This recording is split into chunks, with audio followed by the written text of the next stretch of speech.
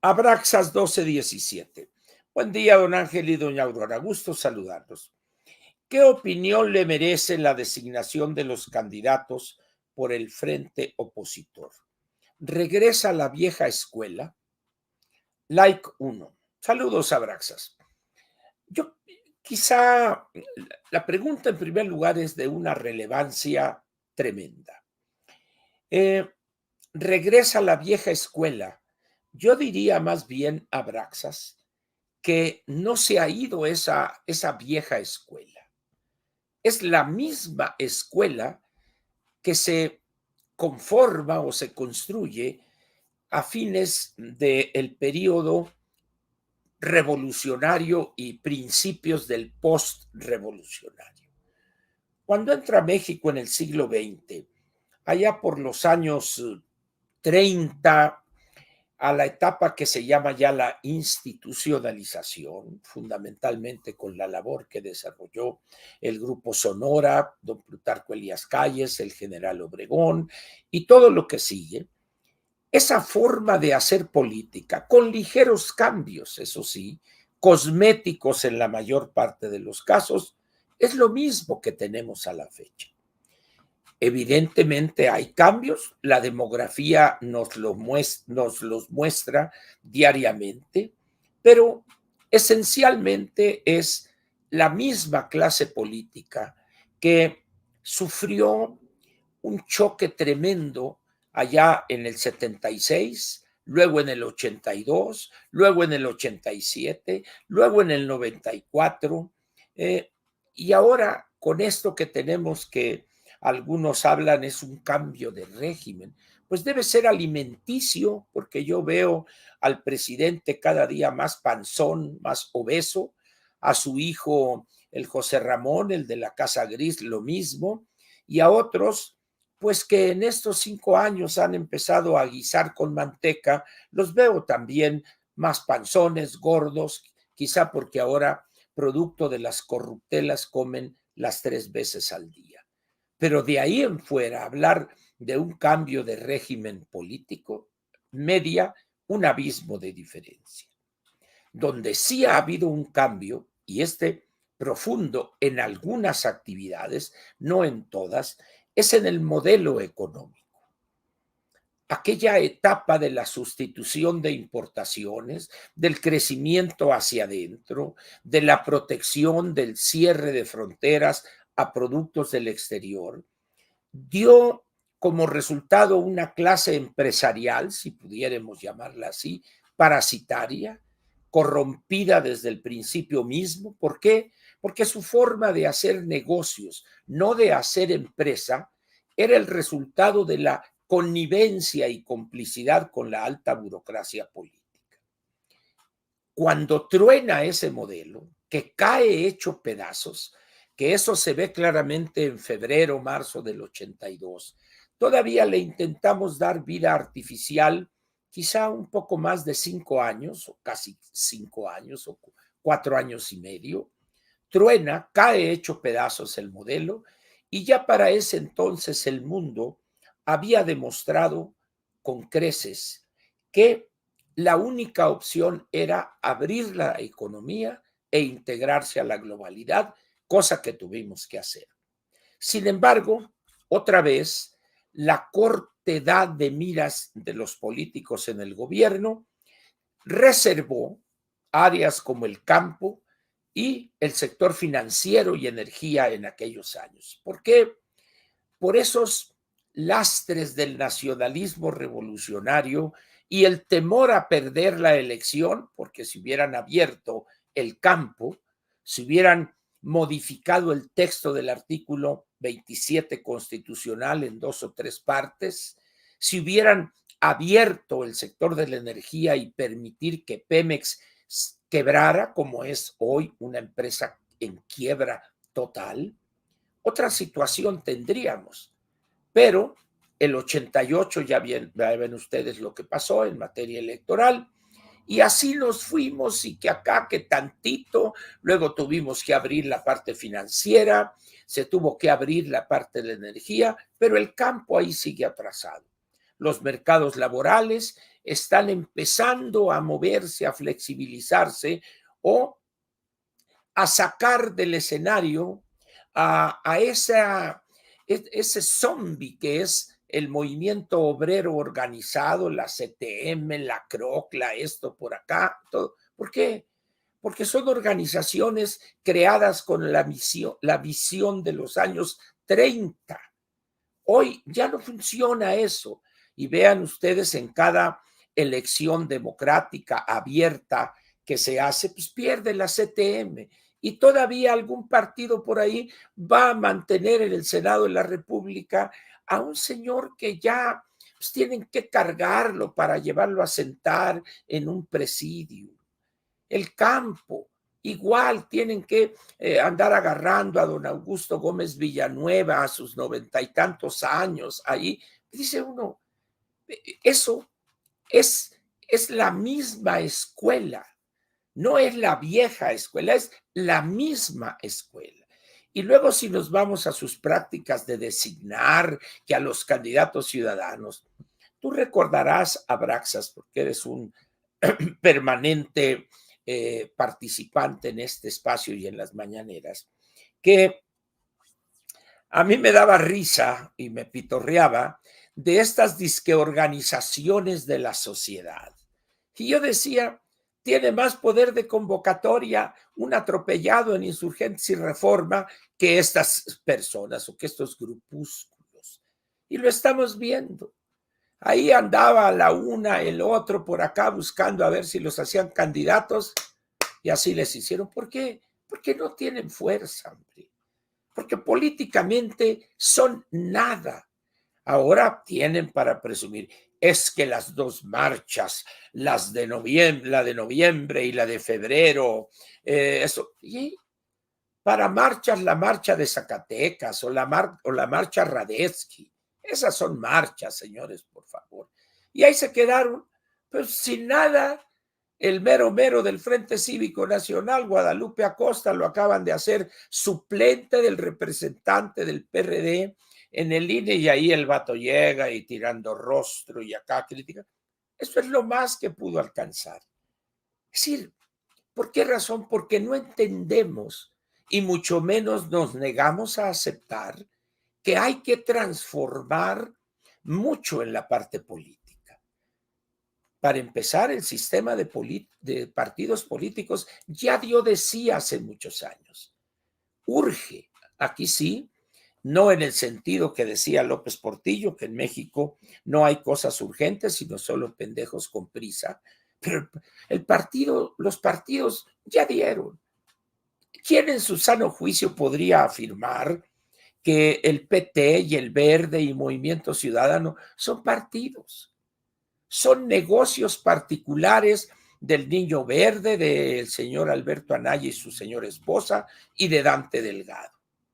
Y los otros partidos, el PRD, pues son los chuchos ahí los que parten el queso, y ahí andan arrebatándose que las candidaturas, señores, como suelo yo recordar la sentencia de Juan Ignacio Zavala, nunca más precisa que en estos días, cuando dice todos los militantes del PRD caben en un elevador y yo agrego de los chicos. Entonces nos quedan los tres partidos grandes, dos históricos, y este remedo de partido que es una nueva secta religiosa, Morena, el PAN y el PRI. ¿Y qué nombres, qué caras estamos viendo ahí? Pues los mismos, los mismos. ¿Por qué? Porque las dirigencias de esos tres partidos no se atreven a realizar ese cambio que de no hacerlo en los próximos 6 años, en el próximo gobierno, en las 2 legislaturas que vienen, van a ser barridos, van a quedarse sin nada, pues, ¿no? Entonces, dice uno, señores, el 46-47 millones de la lista nominal, que todavía la lista nominal es de 96.900.000 al 18 de enero de este año, no alcanza los 97 millones, porque ya dicen, llegó a los 100 millones. Vamos a esperar la actualización correspondiente del INE, pero al 18 de enero son 96 millones y piquito. En esas condiciones, pues, el hecho de que 46 millones de los electores con credencial vigente para poder votar, resulta que son casi la mitad de la lista nominal, el 47-48%. Y vean ustedes la composición, o deje usted la composición, la visión que tienen, la visión que tienen los nombres que se han dado a conocer. Unos cuantos, pero son 300 diputados de mayoría relativa, son 64 candidatos en las 32 entidades, 31 entidades, más la Ciudad de México, parejas de senadores. Entonces, dice uno, apenas van 5 o 10 nombres. ¿Y por qué es esa? Porque hay una carencia de cuadros calificados. Cuando vemos los nombres que han surgido en diputados de mayoría relativa, porque no conocemos todavía las listas definitivas para las 5 circunscripciones, estamos ante nombres de los favoritos del dirigente máximo de cada partido, de los que le han servido de manera ciega y acrítica en los últimos 3 o 4 años o 5, lo que sea, pues. Entonces, dice uno, vieja escuela, regresa a la vieja escuela. Nunca se ha ido a Abraxas, nunca se ha ido. Ahora bien, ¿cuál es? Y esto tiene que ver con la parte editorial que llevaremos a cabo en unos minutos. El problema, más que los años de esas personas, es la visión que tienen, es cómo se educaron, dónde se educaron, con qué visión del desarrollo y de la economía se educaron. Cuando los vemos prácticamente a todos, salvo las honrosísimas excepciones, todos han pasado por la política o por el sector público y se han convertido, algunos de la noche a la mañana, otros batallando un poquito, pero todos son increíblemente ricos. Económicamente no tienen problema alguno, pues entonces tienen una serie de empresas, inversiones con profesionales que les manejan y como una especie de hobby porque les seduce el poder, porque no pueden vivir sin la cosa del poder, o como decía, cito al clásico López Portillo, él decía que una de las expresiones más acabadas y sencillas del poder era la chicharra. Y esto me lo contó un amigo que fue testigo de esto, porque eso platicaba con el presidente López Portillo. Le dice, mira, le dice, y aplasta la chicharra. No habían pasado 10 o 15 segundos cuando ya estaba ahí el edecán militar. Ordene, señor presidente. Le dice, ya ves, ya no. Este es el poder. Es decir, hay muchos ejemplos en ese sentido, pues. Entonces, van ellos, estos nuevos 300 diputados de mayoría relativa, más 200 de representación proporcional, y estos 128 senadores, 64 elegidos por mayoría relativa, por los triunfadores, las 32 fórmulas, más 32 de primera minoría, más 32 de lista nacional, que serían 128. ¿Les preocupa el destino del país? No, hombre, no seamos ingenuos. Les preocupa su presencia, su prestigio, el poder político que pudieran manejar, para utilizarlo ¿para qué? Para obtener contratos, privilegios, relaciones o simplemente pasar a la historia como aportadores de este cambio o del de más allá. Te voy a dar un ejemplo para terminar con esto, Abraxas. Creo que hicieron alguna conferencia, un seminario o algo sobre gobiernos de coalición. Y se ha puesto de moda los gobiernos de coalición como si fuera el mentolatum. No sé cuántos de los que me escuchan en este momento les curaron algo con mentolatum. El mentolatum era ya cuando yo era niño, allá en los años 50, era un ungüento similar al Big Vaporub. Eh, venían unas latitas de lámina, el Vaporub con su color verde, azul, y el otro un color así medio dorado, con una combinación con otro color, etcétera. Pero era un ungüento que si le picaba a uno una araña, ponle mentolatum y le agarraban con un trapo, que normalmente era una sábana vieja, y ya le ponían ahí. Que si tenía uno tos o algo así, a ver, ponte a aspirar, le ponían en una bandeja agua caliente y le echaban unas cucharadas de mentolatum o de vaporub y acá con una toalla y así, y con eso se aliviaba. Entonces, los gobiernos de coalición son ahorita el mentolatum de la política mexicana.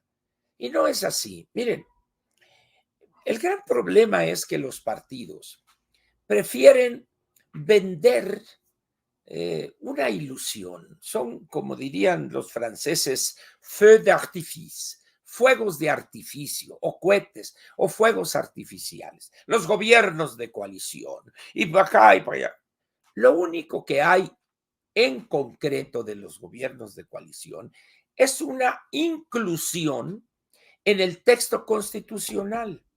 Pero para que un gobierno de coalición pueda traducirse en gobiernos concretos, hay que aprobar la ley reglamentaria de eso que está incluido en la Constitución. Y eso no existe.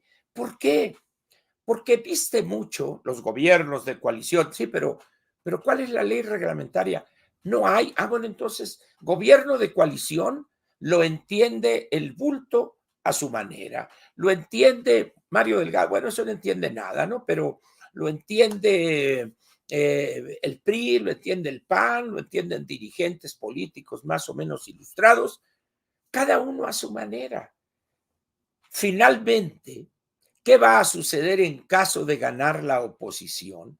Lo mismo que están haciendo ahorita, repartiéndose las candidaturas. Se van a repartir las posiciones, las secretarías, las direcciones generales, y punto, esto para ti, para mí, para tú, y a todos les va a tocar algún fémur, los más afortunados, a otros, pues un metatarso, alguna cosa así, o quizá mejor una tibia, un peroné, un huesito ahí para roer.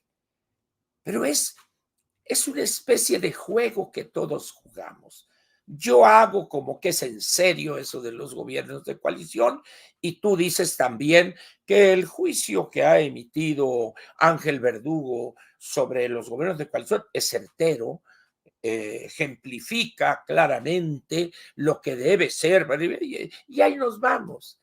Pero esencialmente nada hay que rebase las cuantas líneas que están en la Constitución.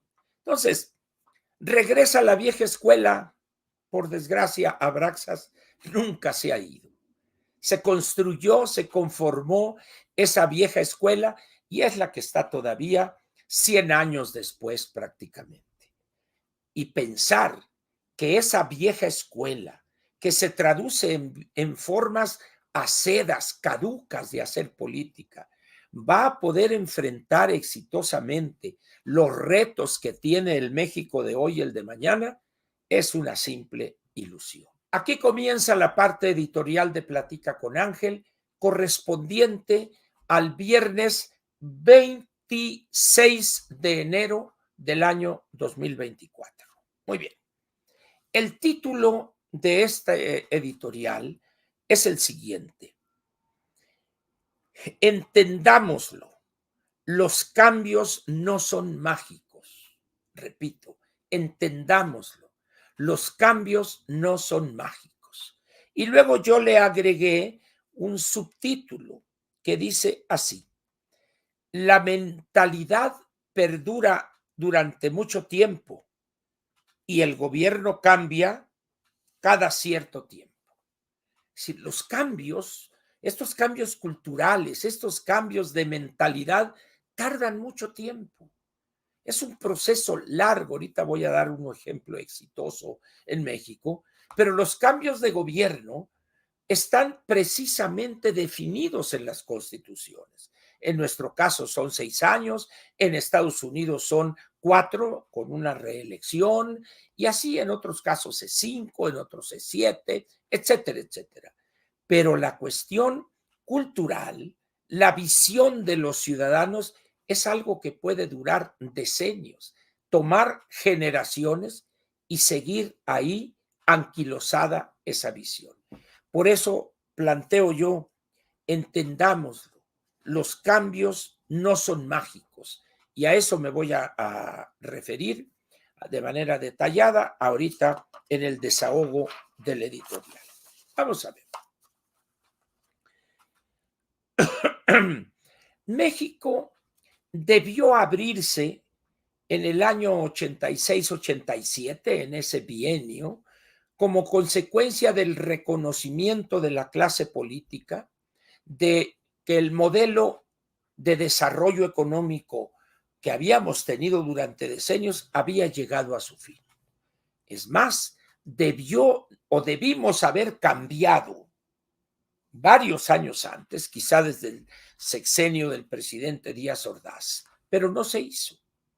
Hasta llegar a ese bienio del 86-87, cuando entramos al GATT, que fue el antecedente de la Organización Mundial de Comercio. Ahí hubo un cambio, un salto cuántico en nuestro país. Ahí de vivir, vamos a decir, la inmensa mayoría de los mexicanos vivos en ese entonces habían vivido siempre en una economía cerrada, aislada del mundo, viéndonos al ombligo, como México no hay dos, por ejemplo. México no necesita que le vengan a decir cómo hacer las cosas, etcétera, etcétera. Producto de aquella visión que genera Lázaro Cárdenas y otros intelectuales a su alrededor del nacionalismo revolucionario. Muy bien. Abrimos, no totalmente, como dije al principio, y México empieza a caminar o a recorrer una ruta que le era desconocida. Los mercados abiertos, la globalidad, y empieza a gestarse un México nuevo. Un México donde el consumidor iba a ser el rey ahora. Recordemos que en las economías abiertas llevan aparejado la democracia en el régimen político. Y en el régimen político, la democracia, el rey es el ciudadano, es el que tiene varias opciones para seleccionar en libertad la que considera que conviene a sus intereses. Y en la parte económica es el consumidor, el que tiene varias ofertas sin la intervención perversa, corrompida, ignorante de la burocracia del sector público. En ese momento, a partir de ya abiertamente del 87, México empieza a caminar por una ruta, como dije, que le era desconocida. Muy bien. Y empiezan a verse los primeros frutos y rápidamente hay ganadores y hay perdedores. Pero poco a poco las cosas van avanzando. Pero hay esto. Avanzamos en lo material, pero en términos de mentalidad, la gente siguió todavía en el Valle del Yaqui, por ejemplo. Hay miles de personas ahí que trabajan en las áreas agrícolas del Valle del Yaqui, que piensan que se va a cerrar otra vez la economía para estar cuando había Pronace, Conasupo, Anaxa, etcétera, etcétera, Fertimex. No, eso ya no va a ser posible. Pero ellos conservan esa ilusión del retroceso. Y esa es la clientela natural de Morena. La gente con una visión de pasado, aquellos que se quedaron anclados en la prehistoria política y económica. Y ahí no son solo personas sin educación. Hay una gran cantidad de personas, miles o cientos de miles, si no es que millones, de personas educadas que han tenido acceso a la educación superior, a posgrados, que siguen todavía criticando la apertura, etcétera, etcétera, etcétera. Muy bien. Sin embargo, les doy una mala noticia, eso ya no va a regresar. Podrá haber retroceso en algunos productos, en algún sector o en alguna actividad, pero esencialmente una economía que se abre difícilmente, si no es imposible, se puede cerrar. Esto es un poco cuando una mujer se embaraza. No hay de que, bueno, está poquito embarazada, no, está embarazada, punto. La economía se abrió, es una economía abierta y empezó a jugar con nuevas reglas. Y eso es lo que molesta y ofende a quienes hicieron fortunas inconmensurables al amparo de una economía protegida, porque tuvieron que competir, tuvieron que salir a defender su mercado y la mayor parte de ellos perdieron. ¿Por qué? Porque tenían una tecnología en sus plantas obsoleta, vieja, fábricas que compraron en desecho en otros países. Segundo, porque no invertían en el mejoramiento de las líneas de producción, porque no contrataban personas especializadas en diseño, en generar nuevos productos, etcétera, etcétera. Y empezó a llegar una generación de jóvenes, eso sí, empresarios que tenían la visión, oye, que hay que cambiar, y empezaron a analizar y cosas, y empezaron a crear empresas de otras dimensiones, quizá empresas medianas. En algunos casos, hijos o parientes, familiares de algunos grandes capitostes de aquellas épocas de la economía cerrada. Y la burocracia tuvo que cambiar también. ¿Por qué? Porque los problemas que enfrentaba la economía ya requerían de un burócrata con un conocimiento complejo, profundo, nuevo de las condiciones que privaban en el mundo. ¿Y qué es lo que hace este régimen, este gobierno? Lo primero que hace es despedir a decenas de miles, casi 30,000 cuadros profesionales con una patada en el trasero. Y pone a personas con una mentalidad de los años 70, los más modernos. Y eso explica en mucho lo que estamos pasando en energía, en cuestiones de la transparencia, etcétera, etcétera. Es decir, los cambios en las sociedades son cambios lentos, son cambios que tienen que ver con la mentalidad primero y luego con lo material. Un cambio en lo material simplemente se tira la maquinaria, fierro viejo y llega una nueva línea de producción. Y donde antes había 2,000 trabajadores, ahora hay 500. Y donde aquellos 2,000 apenas con la primaria terminada ya la hacían, ahora los 500 tienen que tener prepa cuando menos. Entonces, empieza ese cambio a dar resultados, pero siempre conservando islotes de atraso.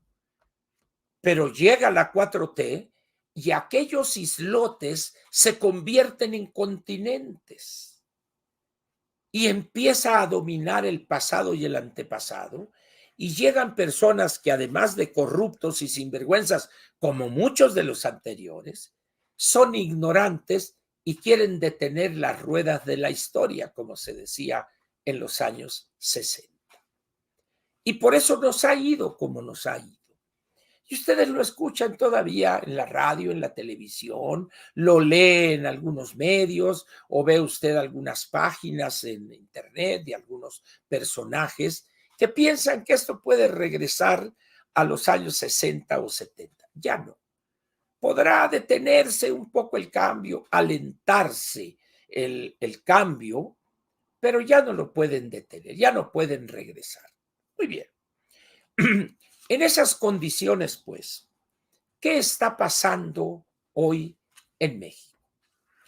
México lo podemos ver prácticamente en cualquiera de las actividades de la vida nacional. Ahí están. Sin embargo, conservamos islotes de atraso. Le voy a dar un ejemplo muy sencillo. Yo no sé si usted es una persona que sale de su casa a las 6:30 de la mañana, 7 de la mañana, porque entra a trabajar a las 8:30, 9 de la mañana y sale sin desayunar. Trabaja usted en una gran empresa, en un edificio moderno, con un elevador inteligente, pero antes de entrar ahí, regresa usted a los años 50 para comerse una telera con 2 tamales y 1 litro de aceite de maicena. Entonces, usted está en el siglo XXI, pero se desayuna en el siglo XX de mediados o en un descuido hasta fines del siglo XIX. Esa dualidad de espacios temporales conviven en todo país que se abre. Esos remanentes, esas partes viejas se niegan a desaparecer. Los que trabajen en el Senado de la República sabrán de esto que voy a mencionar. Ahí en la calle, yo no me acuerdo qué decir, es la calle París, creo, la que está atrás del Senado. Ahí hay una serie de puestos que le llaman los trabajadores, los empleados del Senado, el pasillo de la muerte. Ahí tiene usted desde una salmonelosis, una tifoidea, una parasitosis que puede ponerlo en cama. Es decir, ahí está lo que se llama el pasillo de la muerte. Y ahí está, y no pueden quitarlo. Y dice uno, pero ¿cómo es posible esto? Bueno, pues son ese lastre del antepasado y del pasado. Y así está en todo el país. Así está en todo el país. Bueno, usted vaya a los grandes hospitales del Seguro Social, del ISSSTE, etcétera, y de algunos privados, y adentro, pues instalaciones adecuadas, quirófanos, etcétera, pero usted va a ver a muchos médicos de blanco y todo, y saliendo a echarse ahí una, una torta metida en aceite, dice uno, a ver, pero si este médico es el que está hablando allá de que comamos sanamente y todo, pero sí, pero le pagan 2,000, 3,000, 4,000 pesos al mes, pues no puede hacerlo. Entonces, esa convivencia entre el antepasado y un poquito de futuro también se ve en la política. En la política mexicana, el Tratado de Libre Comercio fue una bocanada de aire fresco para modificar algunas partes de nuestro andamiaje jurídico. Se logró, es más, se tuvo que hacer para poder incorporarnos, fue una de las exigencias de Estados Unidos y Canadá, pero otras áreas se dejaron tal cual. Los mercados laborales, una ley reglamentaria del artículo 123 con 1,000 y tantos artículos, con una corrupción en las juntas federales de conciliación, etcétera, etcétera. El campo mexicano. Miles de ejidos abandonados. ¿Por qué? Porque no nos hemos atrevido a cambiar algunos elementos críticos del artículo 27. Y así le podría dar a usted muchísimos ejemplos. De tal manera que cuando llega un remanente del pasado como es López Obrador, esa gente dice, ahora sí, cabrones, ahora sí llegó el que los va a poner en su lugar, mafiosos del poder, fifíes, explotadores, traidores a la patria, etcétera, etcétera. Y gana con 30 millones, con 30 millones de votos. Pero cuando los resultados están a la vista, en ese momento dices, ay, ay, ay. Pues no que iban a ser primero los pobres. Pues sí, Son los primeros a los que se ha fregado, efectivamente. No tienen medicinas, no tienen seguro popular, el INSABI es un desastre, el seguro social en una situación lamentable, diga lo que diga Zoé Robledo, el hombre que va en la camioneta, vamos ahorita a un acto por acá y allá. Pura faramaya, personas que se educaron en aquellos privilegios, hijos o nietos de políticos encumbrados de aquellos años y que tienen resuelta su vida económica, empresas, hacen negocios con el sector público y quieren el poder. El que no quiere ser presidente municipal, quiere ser senador para luego brincar a gobernador. Y así se la llevan. Mientras que millones, decenas de millones de mexicanos se jodan. Mire, el otro día tuve que ir ahora a ponerme la vacuna, fuimos mi señor y yo a ponernos la vacuna. Anticovid, ya está la nueva, 848 pesos. Llegamos y fuimos, no sabíamos a qué horas estaba disponible, pero de esos tontazos que da usted, no, siéntese aquí en 15 minutos, empezamos a recibir. Ahí en una salita muy limpia, todo, apuntamos y empezamos a observar la fila o la lista de personas que llegaban a consulta con una cuestión fundamentalmente vías respiratorias superiores, etcétera.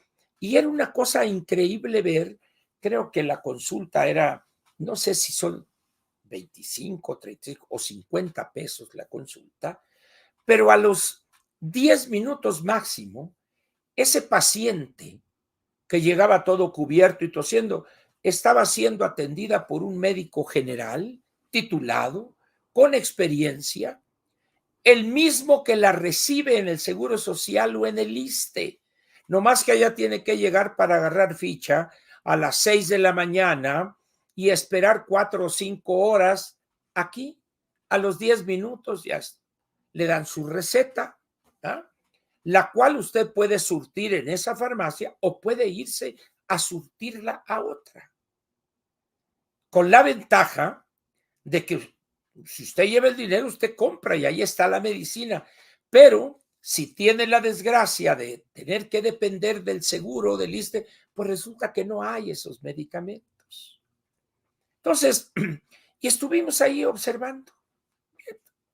Y dice uno, no podía haber, ahorita que hay esta situación en el gobierno donde la gente tiene que esperar 4 o 5 horas, varios, para una consulta con un médico general, subrogar o poner instalaciones sencillas distribuidas por colonia, por barrio, en todo el país.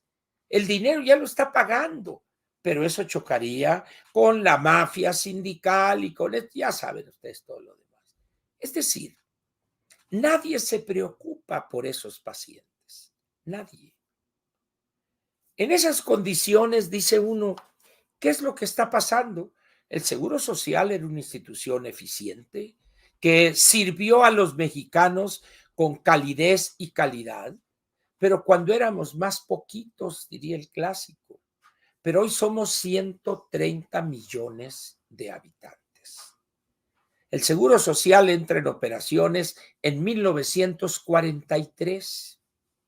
Todavía ya en los años 70, 80, era una muy buena institución de servicios de salud. Hoy es una gran tragedia, pero con una serie de prestaciones para los médicos que no embonan con la realidad económico-financiera del Seguro Social. Pero está la constricción política de lo que me preguntaba Abraxas, de la vieja escuela. Ahí están. Y están en el ISSSTE y están en el Seguro Social. Es una situación, pues, que la puede ver cualquiera que quiera ver las cosas. Pero resulta que hay muchas personas cegadas por la ideología, es decir, por su mentalidad, que se niegan a aceptar eso. Porque si ellos aceptaran ese cambio, se iban a quedar inermes. ¿Y dónde está aquello? Zapata y Villa y ese asesino, etcétera. Pues quién sabe, ¿verdad? En esas condiciones, ¿qué es lo que tenemos hoy en la vida política del país? La vieja escuela queriéndose presentar con ropajes modernos. Ahora ya usan tenis, sneakers le llaman algunos, zapatos acá con suela de blanco, de color blanco, pantalones ajustados, con acá Aquanet, implantes capilares para verse jóvenes, con trajes de corte italiano para verse tallados, verse acá. Pero la mentalidad es de viejos, pues. La mentalidad es caduca, aceda, pues. Y esa parte no solo se niega a morir o se niega a ser desplazada de la escena del poder, sino que en la sociedad no hay el número necesario, millones de ciudadanos, que estén dispuestos a entrarle, a luchar en contra de eso y sacarlos de los partidos políticos.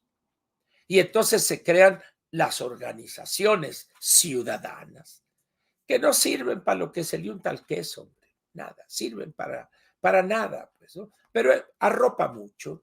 Es que somos la sociedad civil. Sí, bueno, ¿y eso qué? ¿Con qué se come? ¿Qué hacen ustedes? Bueno, estamos aquí y dijo, no, algún político de esos dice, lamento que en esas listas no aparezcan ni jóvenes ni ciudadanos. Acá, pues el senador Carlos Aceves del Olmo, que debe tener como 114 años, es ciudadano.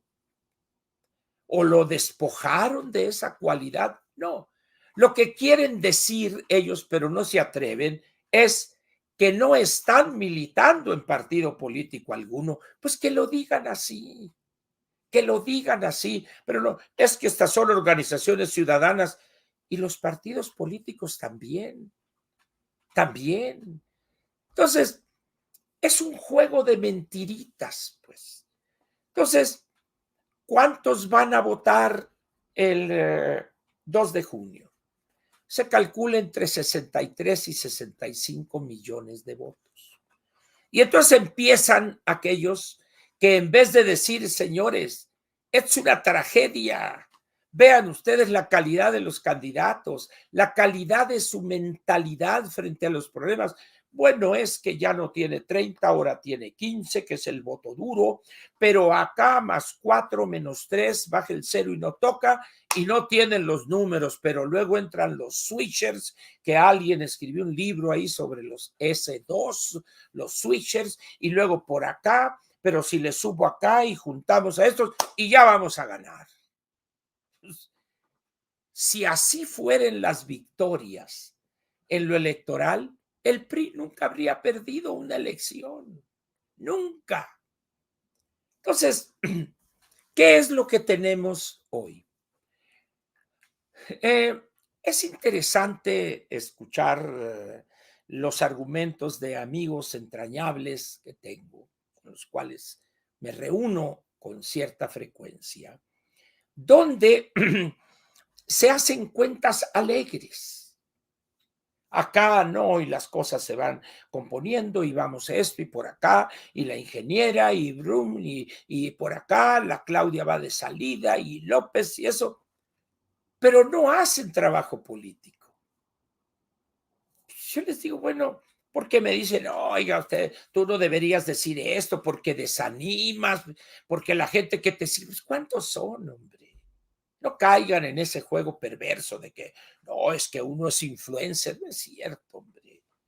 No es, o sea, no es así, pero bueno, respeto eso, pero nunca me he atrevido a decirles, porque podrían tomarlo como una agresión, decir, bueno, si ustedes están en desacuerdo con lo que yo digo sobre la ingeniera y su campaña, sobre su equipo, etcétera, que también critico, eso no lo dicen, a la Claudia, al Bulto, a Morena, etcétera, etcétera, ¿por qué no forman su canalito? ¿Por qué no salen a decir la verdad que según ustedes es la correcta?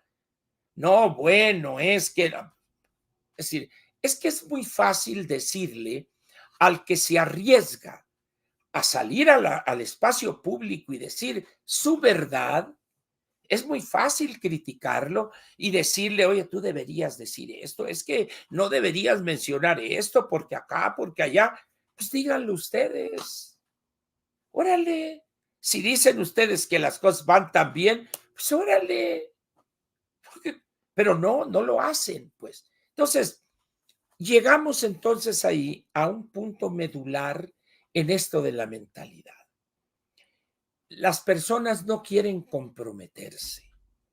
Tienen miedo salir a decir lo que consideran es su verdad, porque podrían perder pues ciertos negocios en algunos casos, privilegios, lo que quieran ustedes. Entonces es mejor decirle a Verdugo, oiga, oye, no digas esto, mira que acá, que pues no, pues no, o sea, lo que yo digo es porque estoy convencido de que es lo correcto. Ahora bien, sería bueno que esas personas que señalan, es que deberías decir esto, deberías decir lo otro, leyeran con seriedad algunos episodios de la historia, no de México, sino del mundo. Los cambios en las sociedades se dan a veces de una manera súbita, que puede ser la apertura de una economía, por ejemplo. En otros casos, un golpe de Estado. Eh, y hay un cambio jurídico, político, económico, pero la mentalidad de las personas persiste.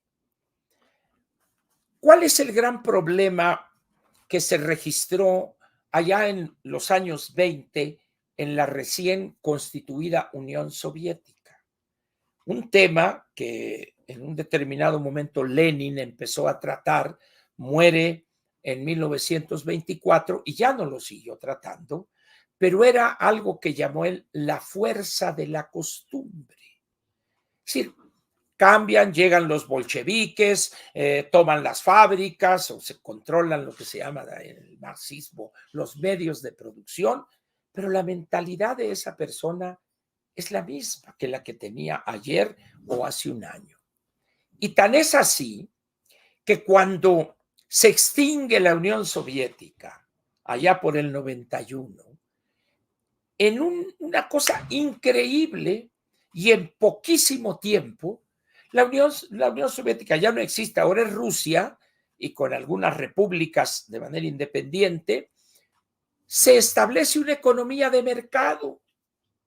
O en los países de Europa Oriental, que con los tanques del Ejército Rojo llegaban los dirigentes de los partidos comunistas a establecer el socialismo con el apoyo del Ejército Rojo que comandaba Stalin.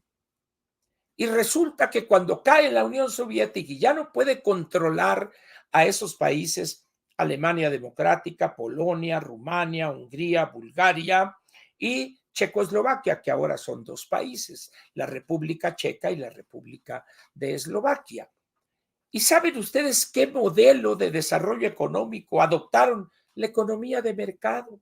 ¿Y saben ustedes qué régimen político adoptaron? La democracia y los partidos para competir por posiciones en el Parlamento.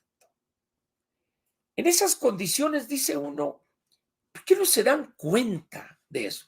Ahora, en la Unión Soviética, bueno, en la Rusia, hoy, la Federación Rusa, el Partido Comunista controla 20-25% de los votos que se expresan. Es el voto de los viejos que se niegan a aceptar la nueva realidad. Entonces todavía sueñan con eso. Y esos grupúsculos o esas minorías todavía existen en los otros países de los que conformaban Europa Oriental.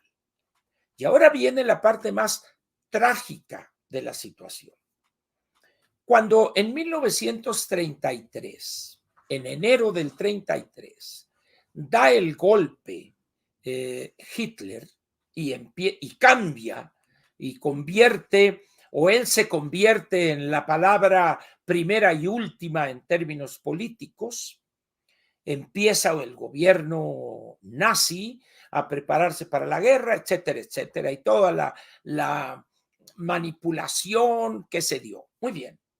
Todavía hoy en Alemania, ya en las dos Alemanias unificadas, persisten grupos importantes de personas que consideran que Hitler estuvo bien en lo que hizo. Y dice uno, pero Ángel, pero si ya pasaron casi 80 años de la derrota del nazismo y del fascismo en Italia, seré el sereno, pero ahí está. Y hay leyes que castigan, por ejemplo, a los que nieguen el holocausto en Alemania o que mantengan posiciones nazis o antisemitas. Es decir, pero dice, es una democracia Alemania, lo que quieran, sí, pero la mentalidad de esas personas, ahí está todavía. En esas condiciones, pues, ¿qué es lo que les quiero decir? Lo que señalé al principio. Puede pasar un gobierno de un partido a otro partido, pero la mentalidad de los que llegan quizás sea la misma de los que se fueron, o quizás sea la mentalidad de atraso, de pensar que vamos a regresar a los años 60 o 70 del siglo pasado. Hay una declaración de un dirigente importante del PRI, que hoy es coordinador de los diputados del PRI en San Lázaro, el diputado Rubén Moreira, cuando declaró hace ya algunos meses, es que nos impusieron el neoliberalismo, dijo. ¿Te impusieron qué? No te impusieron. Tú te quedaste en el PRI porque te convenía quedarte en el PRI y adoptaste el nuevo discurso que impuso el nuevo presidente o el nuevo grupo en el poder. Por eso te quedaste. Pero nadie te impuso algo, con todo respeto, diputado Moreira, porque si realmente usted hubiera estado consciente verdaderamente eso, se hubiera ido a otro partido, al PRD, por ejemplo, que se oponía a la apertura económica en aquellos años, pero se quedó en el PRI porque ahí es donde estaba, como dijo aquel, la firula. Primero su hermano y luego él. Entonces, y hay muchos diputados, hay muchos senadores y muchos funcionarios ahora de Morena que tienen esa misma visión del pasado y el antepasado. Y los partidos lo que hacen es impedir que lleguen jóvenes formados con otra visión, que lleguen jóvenes que ven la apertura, que la conocen, la dominan, compiten en ella en las empresas donde trabajan. No quieren que esos vengan a contaminar, porque ellos todavía hablan de la soberanía por acá y por allá. Un discurso de los años 60 o 70 del siglo pasado. Pues.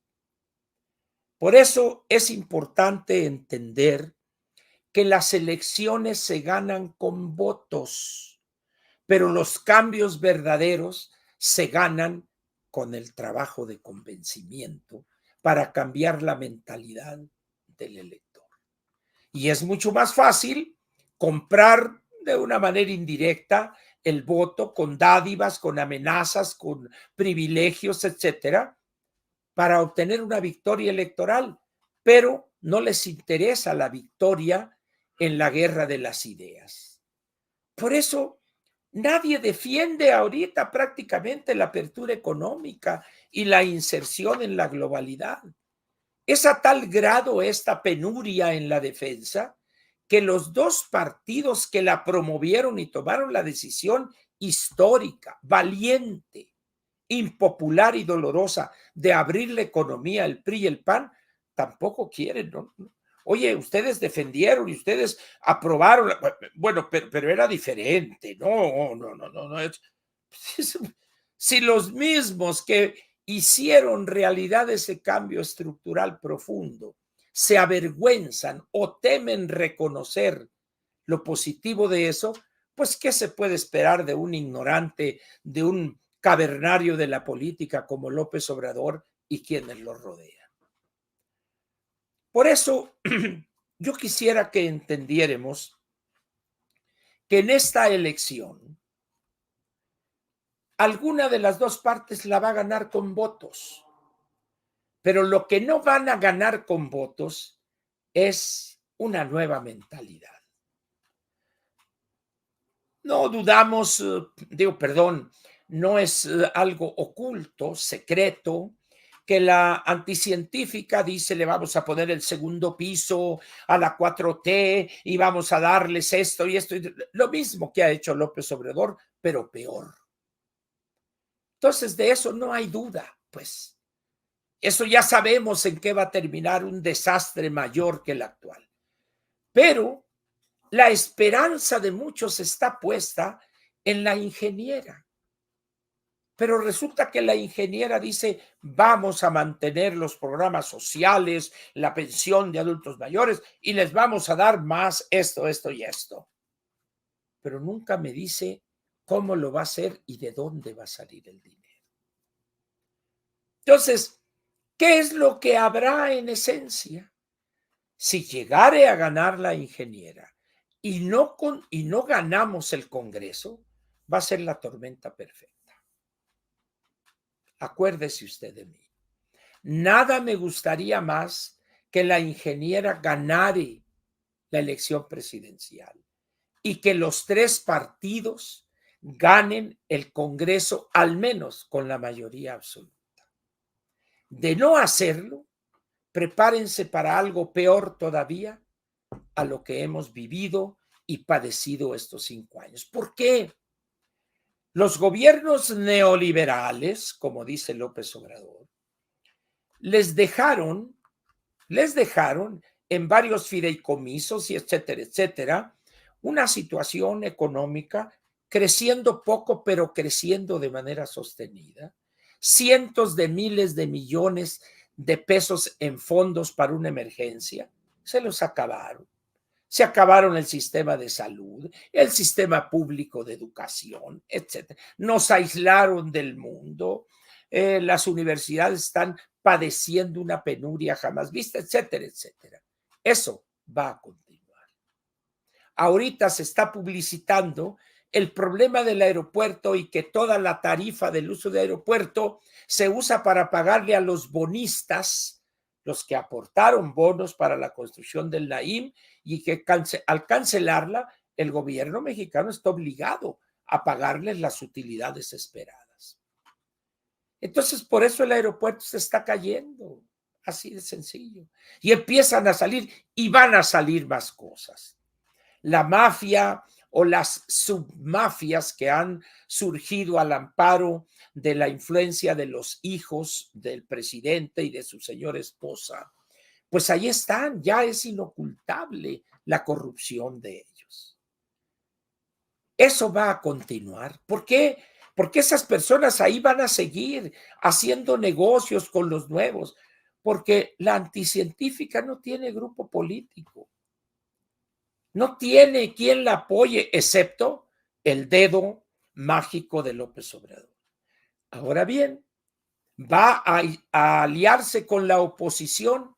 Lo veo muy difícil, al menos al principio. Entonces, podrá la oposición ganar el gobierno, pero la mentalidad que va a seguir privando va a ser prácticamente la misma que tenemos ahora. Va a detener, va a cancelar ese ecocidio del Tren Maya, esa tontería absurda de la refinería. Ya dijo que no, la ingeniera. Ahí está, bueno, pues vamos. No, señora, eso nos va a costar miles y miles de millones de pesos de pérdidas, por favor. El AIFA, pues vamos a dejárselo a los militares, que sea una base militar, y vamos a ver cómo otra vez hacemos algo para generar algo más o menos moderno, eficiente en materia de conectividad aérea en el país. pero no. Pensando en trenes de pasajeros y ya dijo, y vamos a apoyar eso. Señora, por favor. ¿Por qué? Porque si dice que no, que es una babosada eso, pues en ese momento le jala la rienda o le maneja el titiritero ahí. ¿Qué les quiero decir con todo esto? Que no se hagan ilusiones respecto a la posibilidad de que llegue al gobierno una nueva mentalidad. Hay 23 gobiernos estatales, 22 más la Ciudad de México. Hay una estructura burocrática que funciona para mantener estos privilegios y con esta orientación. Vamos a suponer que gane el señor Taboada en la Ciudad de México. No va a poder despedir y sustituir a 30, 40 mil burócratas en la estructura. Es muy difícil, no los hay. Los gobiernos estatales están trabajando a favor de Morena y de su candidata. ¿Por qué? Pues porque así aprendieron a hacerlo desde la época de los años 40 con el PRM y luego con el PRI el 46 y antes el PNR. Eso es lo que sabe hacer la clase política. Y como no les interesa conocer y estudiar lo que se ha hecho en el mundo, pues van a seguir con cosas acá. Esto es como un pastel. No sé si usted sepa cuál es el proceso para elaborar un pastel. Pues se hace la masa, que la harina, que la mantequilla, que la sal, etcétera, y se hace el pan. Pero donde está la variación es en el betún, en la decoración. Así está esto. El pan es el mismo, es el mismo. Lo que varía es la decoración y le ponen un monito, le ponen una casita por acá, pero el pan es el mismo. La esencia de ese pastel es la misma pasta, la misma harina. Entonces, podría, así como con este gobierno muchos se desilusionaron, ojalá de ganar la ingeniera no decepcione a millones de mexicanos y que le entre con ganas y tope donde tope, cosa que hoy se los digo, lo veo muy difícil. Y menos viable lo veo cuando no tiene apoyo ciudadanos. ¿Dónde están los ciudadanos? Ahora hay una marcha para el 18 en defensa de la democracia. Digo, ¿para qué me meto si de por sí cómo me traen, ¿no? Entonces, yo les pediría a todos esos que me dicen aquí en sus comentarios, oiga, que usted divide y ya saben lo que dicen. ¿Por qué no salen ellos y hacen su canalito? O tuitean o sacan. Órale, láncense ustedes. Lo fácil es atacar al que se arriesga, pero callar ellos. Y esto es válido para todos, ¿eh? Porque es más fácil decirle a Verdugo, oye, tú, Ángel, mira, y esto. Salgan ustedes, hombre. Si ustedes dicen que estoy totalmente equivocado, pues más fácil para ustedes. Órale, éntrenle a la discusión. Ayuden a elevar la conciencia y a cambiar la mentalidad de estos ciudadanos apáticos, valemadristas. Por lo pronto, ahí están casi 40 millones que no van a salir a votar. Órale, convénzanlos. No, bueno, es que yo tengo mi trabajo, no puedo. Ah, bueno, entonces, pues. Las cosas no van a estar fáciles, señores, y las cosas en el mundo cada día se complican más. La situación de Estados Unidos, nuestro principal socio comercial, está viviendo un proceso con la irrupción otra vez de Trump, tal y como lo he mencionado aquí. El mundo ha cambiado, pero un sector muy, muy importante, decenas de millones de norteamericanos, no se dan cuenta que el mundo ha cambiado. Viven en aquellos primeros años de la posguerra, de los años también 50, 60, 70 todavía, donde Estados Unidos era el mero mero en el mundo. Hoy ya no lo es. Las cosas han cambiado. Pero llega Trump y les dice, vamos a rescatar ese de aquellos. No es cierto, no va a rescatar nada. Sin embargo, en la elección anterior que perdió ante el presidente Biden, candidato en aquel entonces, fueron casi 75 millones. Y la casi totalidad de esos ahí están todavía. Su mentalidad sigue ahí.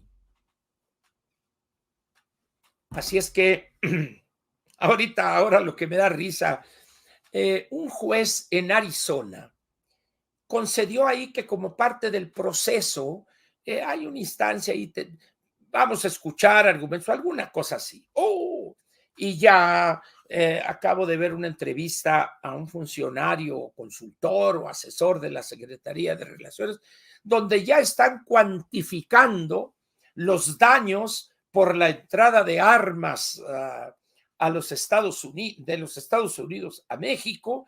Imagínense, ¿no? Y si agregamos esto y agregamos, va a ser, no es cierto, hombre. No es cierto, eso es pura mentira para engañar incautos. No es cierto eso. Sin embargo, hay personas que piensan que sí se va a lograr eso. No es cierto.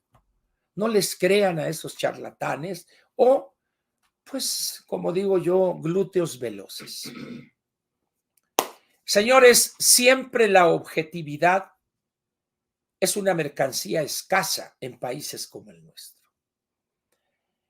En ese sentido, pues, ¿qué compra la gente? Un sucedáneo que les hace creer que todo va a estar a todo dar, que va a ganar la ingeniera.